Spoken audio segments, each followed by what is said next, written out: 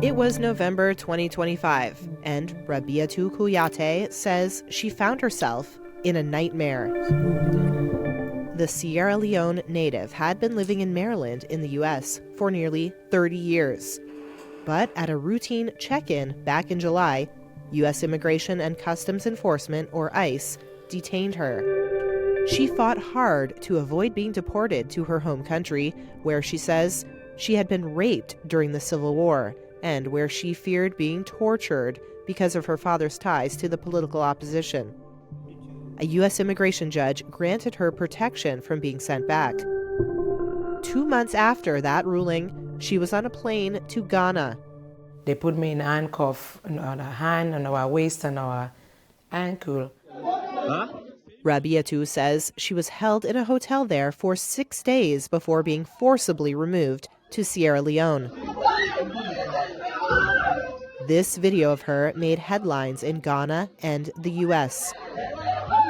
And it put Ghana in the middle of a heated debate over U.S. President Donald Trump's use of so-called third country removals to speed up the departure of immigrant offenders who cannot easily be sent back home by sending them to a third country instead. In the U.S., Rabbiatu worked as a nurse, paid taxes, and bought a home with her son, she said. But her asylum application was refused when she missed a hearing. And she had a removal order dating back to the 90s for overstaying a visa during the war in her home country, her lawyer said. Rabbiatu's son, Mohammed, discovered what happened through a text message. I was shocked because I saw her name on my, on my cell phone. I was just like, what is going on? And then she said, I've been deported to Ghana, and I texted her back. I said, what? In all caps. And I was just like, wow. Migrant advocates and human rights groups accuse the Trump administration of using nations like Ghana to get around U.S. and international laws that prohibit returning people to countries where they face persecution or torture. Lawyers in both countries said more than 30 people from other countries were deported by the U.S. to Ghana last year. Of those, at least 22 were sent by Ghana to their home countries, even though they had court-ordered protection in the U.S. that was meant to stop this from happening, according to lawyers and legal filings. Reasons for this protection included the migrants' political views, sexual orientation, or the fear of being subjected to female genital mutilation. They said if I'm ready. I said, ready for what? They said they're about to take me to the airport. I said, what airport? They said they want to take me in Freetown. That's when I responded to them. I said, but I'm not supposed to go to Freetown. Ghana is supposed to be my safe haven. I cannot go to Freetown because of political reasons. So they started dragging me downstairs. I had a wig off. They took the wig off. I bumped. That's when I bumped. I still have a swollen leg. That's when I bumped my left ankle. Foot is still swollen.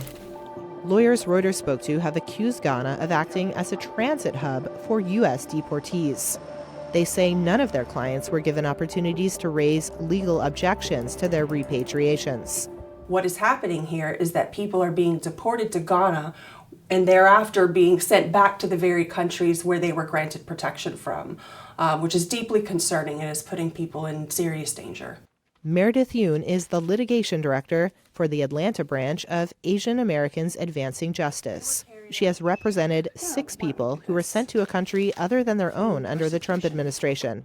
Last year, the Supreme Court ruled that migrants can be sent to a third country while a legal challenge plays out in a lower court, without giving them a chance to show the dangers they might face.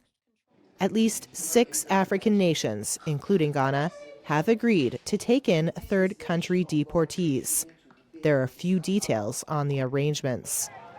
The Department of Homeland Security defends the policy, saying those sent to African nations were illegal aliens who received due process and had final removal orders.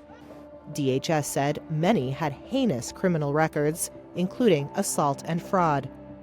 Yoon said a few of those sent to Ghana had convictions, but most had no criminal record. DHS and ICE did not address questions about Ghana's repatriations. Neither did the State Department, though it emphasized the government's commitment to end illegal and mass immigration and bolster America's border security. The U.S. is deporting some of the most vulnerable refugees that are in this country to places where they don't have protection, where they will thereafter be sent on to places where they will face persecution and torture, as determined by a U.S. immigration judge, more likely than not. It's truly cruel.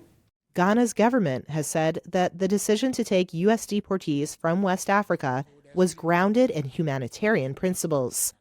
Once they come, arrangements are made to send them to their respective countries. And as far as I know, that has been done. As and when they come, they are processed and sent to their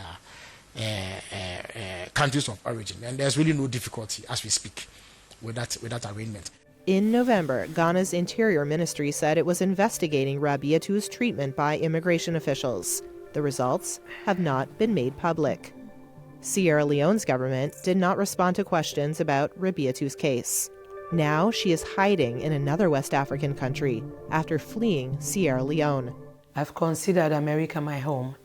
I've been there since my early 20s. My son is there, that's my only child. She spent the holidays away from her son and aging parents for the first time in decades.